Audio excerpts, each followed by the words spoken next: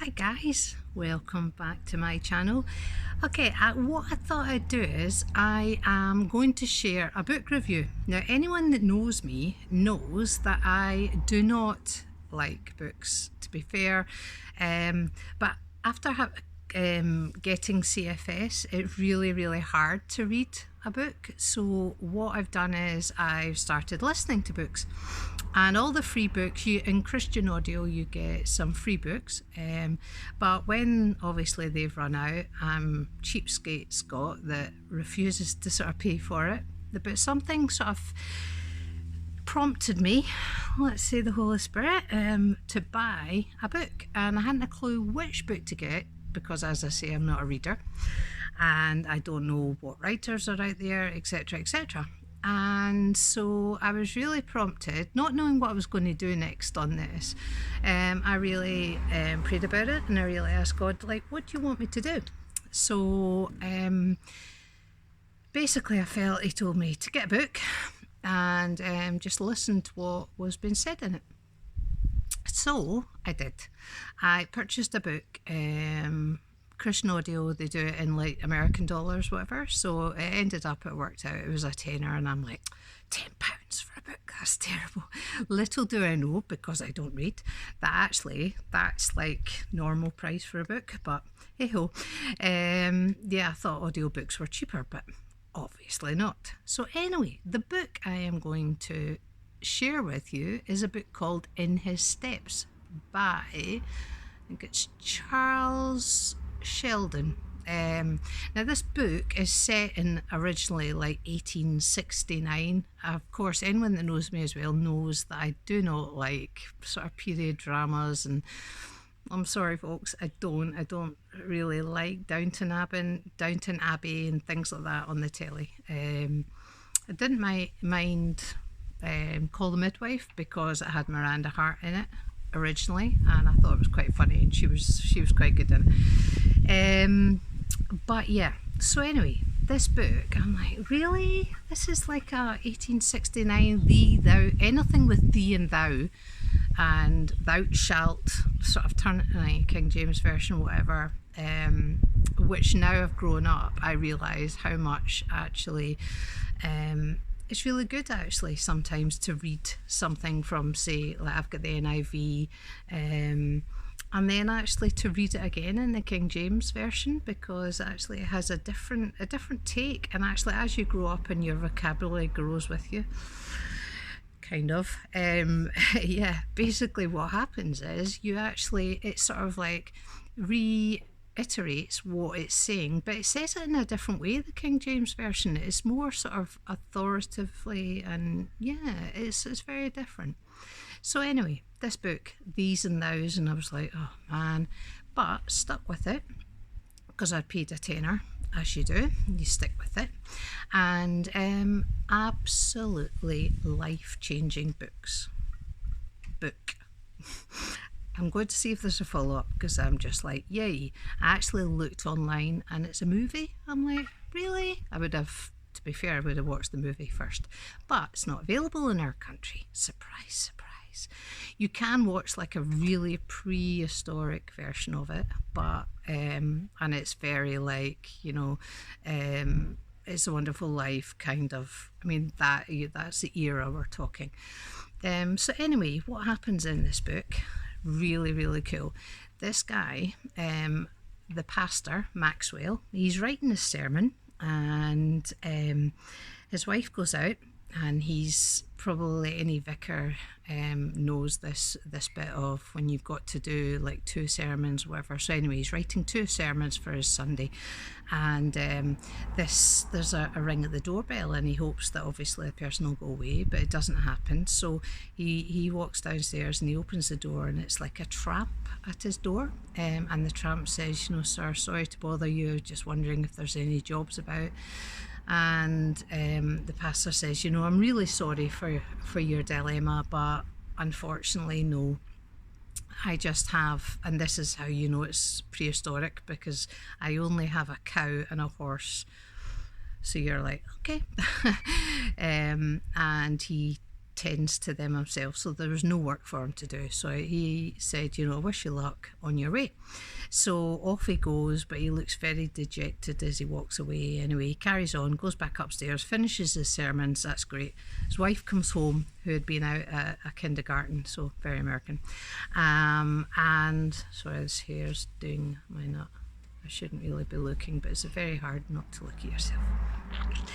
Anyway, his wife comes in and says, this man turned up at the kindergarten and basically was just looking at the children, which again obviously wouldn't be heard of in this day and age.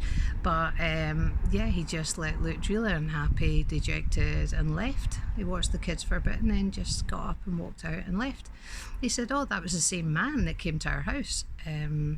And so they didn't think anything else of it. Anyway, he explained what he was going to be speaking on, 1 Peter, and about suffering for Christ and what it means. And he shared a bit about that with his wife. Anyway, cut long story short, this book, by the way, over 8 hours long. Over 8 hours, so it's a big book. It would have been sort of like Prisoner of Azkaban or The Goblet of Fire, like that thick of a book if you'd read it. Very thick book. So what happens is he then goes on to preach on the Sunday, and he goes on to preach, and all of a sudden this man walks in after the end of the preach, walks down, turns around and addresses how he basically is going to die in 3 days, and how nobody had tried to help him get a job, and how basically the only person that was nice to him was the minister, because he wished him luck and he was kind to him, but nobody else had helped him at all. And he basically said, what are you Christians, basically, in a nice way. He said, I don't understand Christians. You say, you sing, follow, I will follow, I surrender, I give up everything for Jesus, and I suffer. But actually, you're all really well off. You're all, you are all got really good jobs, and I just don't understand how you actually, what is discipleship for you guys? How are you following Jesus? What makes you different than anyone else? As far as I can see, you all have the love of money just like everybody else, apart from you've got nice houses, you dress up all smart on a Sunday and you come to church. I don't see any difference between you and myself or the working class. He basically then falls flat on his face. Everyone's like stunned, and the minister, the vicar guy, says, I'll take him back to mine. So takes him back, and they send for his little girl. Apparently his wife died a month before. He had shared that with the congregation. His wife had died the month before in New York, and apparently the person that owned that block was a Christian. And how did he help when we were all freezing in the winter, and how did this and how did that? And basically just saying that, what's the difference between you and I? And apart from you profess this, this Jesus, and I'm sure, he could well turn around and say, go away from me, I never knew you. So anyway, he takes him home. The Pastor Maxwell takes him home, and they are sending for the little girl, but unfortunately, just before he dies, the little girl arrives after he had died, but just before he died, he turned round to the pastor and he said, do you know, this is what I would imagine Jesus would have done, the way you've looked after me. And then he died. His little girl turned up, and it was on the Sunday, so he had nothing prepared, and that was like unheard of, that he didn't actually have a sermon prepared.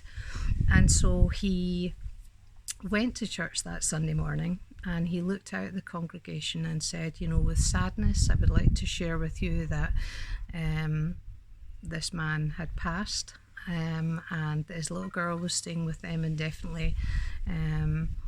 And he felt really, really prompted and moved by the Holy Spirit just to say, actually, I was challenged by what he said, and I would like us to make a pledge. If you're willing to make this pledge, basically what you have to do is you have to, in every single thing, consult and think and pray, what would Jesus do?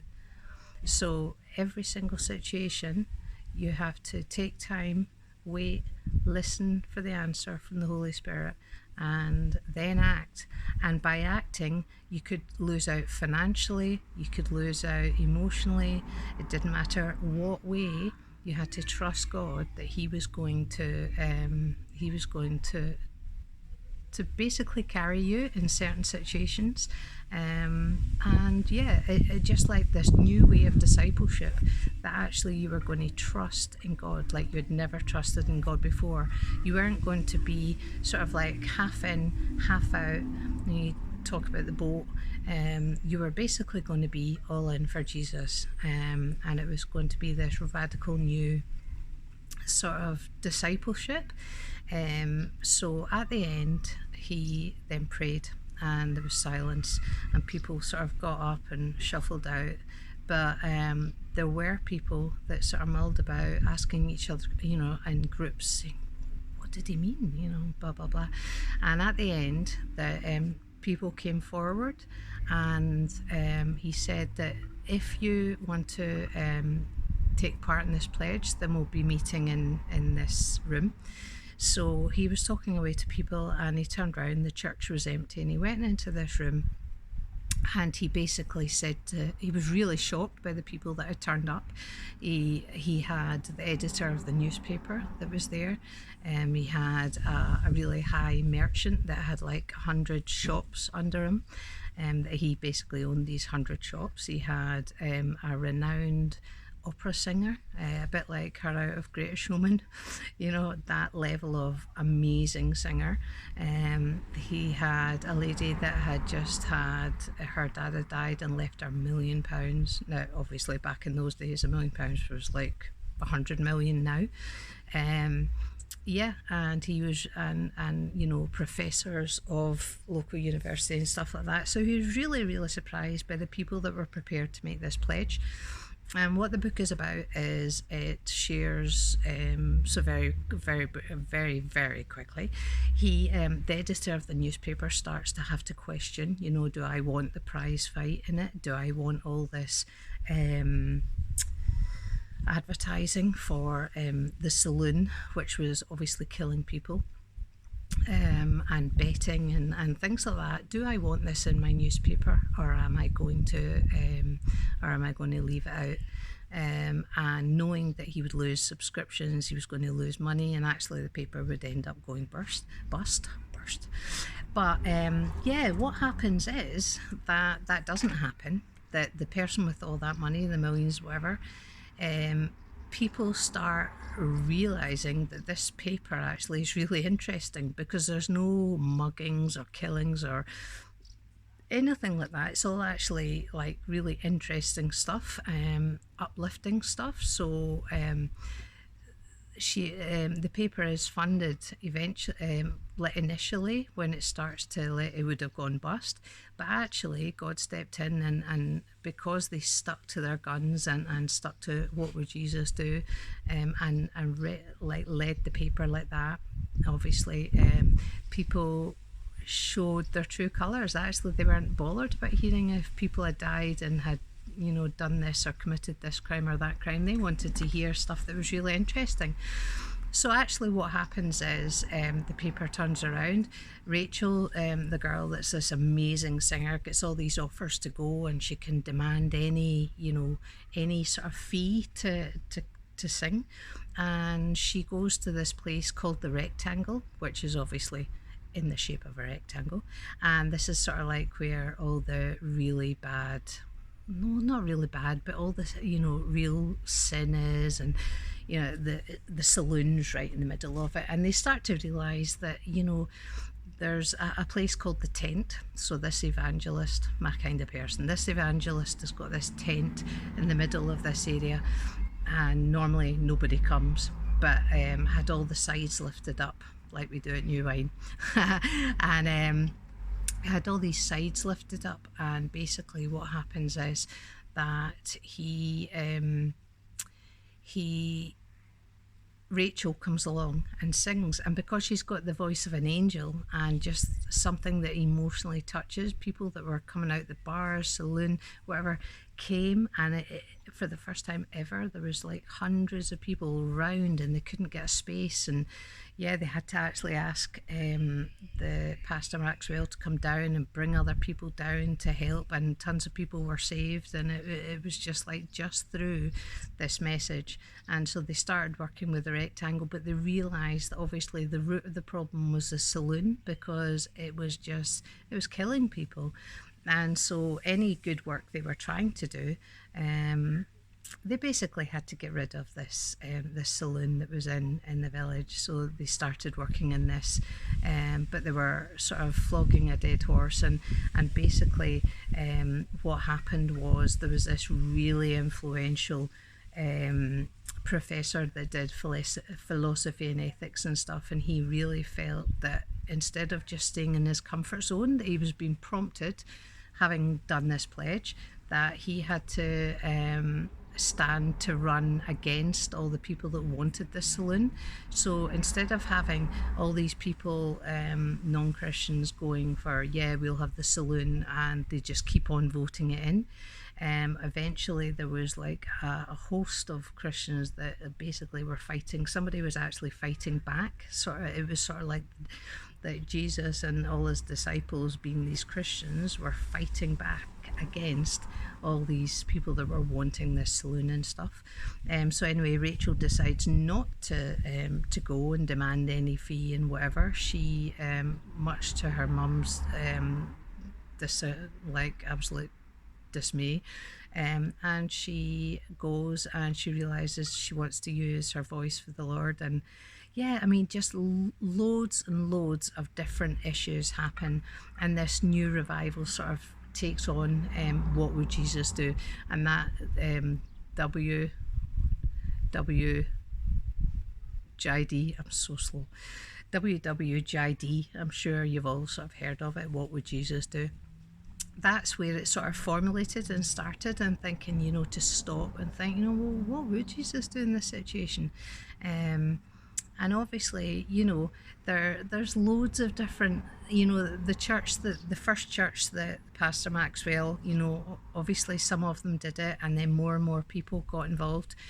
But, there were, obviously, like in every situation, there was the bit where you have some of people in the church were just like, oh, he didn't mean it, you're taking it literally, and Jesus doesn't want us to suffer, and blah blah blah. And I guess it just depends what you think being a disciple of Jesus means, and imitating him and walking in his steps. Would he allow certain things to go down? No, of course he wouldn't. And when you take it literally, then your whole life changes. Does he want you to have nothing? I don't think he does want us to have nothing.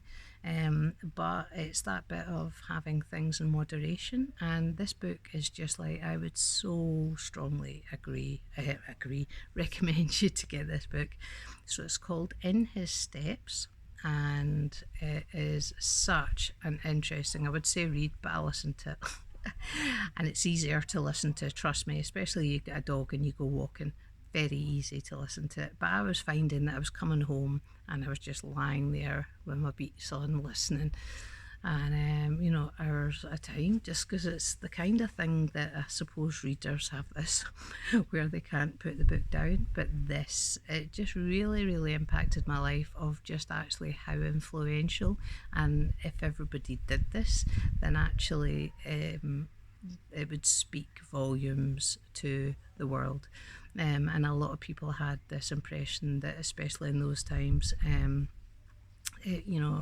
all the rich Christians with their nice houses, and they don't want to see the sin and the debauchery and the violence, and actually what is going on is it's happening, it's out there, but they didn't want to see it and they just want to be in their little bubble, and that I definitely don't believe is what Jesus wants. So it's about learning how to imitate and walk in Jesus' steps and what that means, and for every different person it meant something different, and what maybe a certain person would choose on, one person, a lady might choose oh no, I think Jesus would mean this, and would act on it. It's about acting on what the Holy Spirit prompts you to do.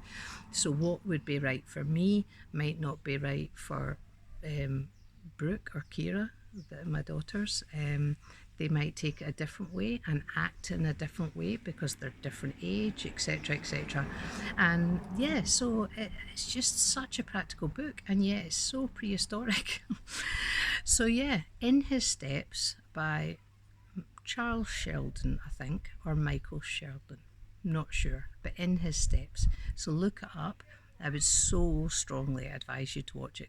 Watch it. You can watch it as well if you're able to get it. It's an American thing. But yeah, absolutely amazing. But certainly, please check it out, because it is like a life-changing book. It really is, when you stop and think, what would Jesus do in this situation? And yes, it's a different time, it's a different culture, etc., etc. But it's such a cool book. So if you would, if you haven't already, if you want to subscribe to my channel. I'm going to just comment on different things, share with you guys things that I sort of learn or don't learn, or things like this is a book which didn't ever think this would be my sort of first thing. But yeah, and hit that notification bell and you'll get notified every time I upload. And also it'd be great if I could get some comments if you like this video, if you'd like to see more of this kind of thing, or if you've read the book. Please let me know if you've read the book, and yeah, comment, that'd be great. Bye.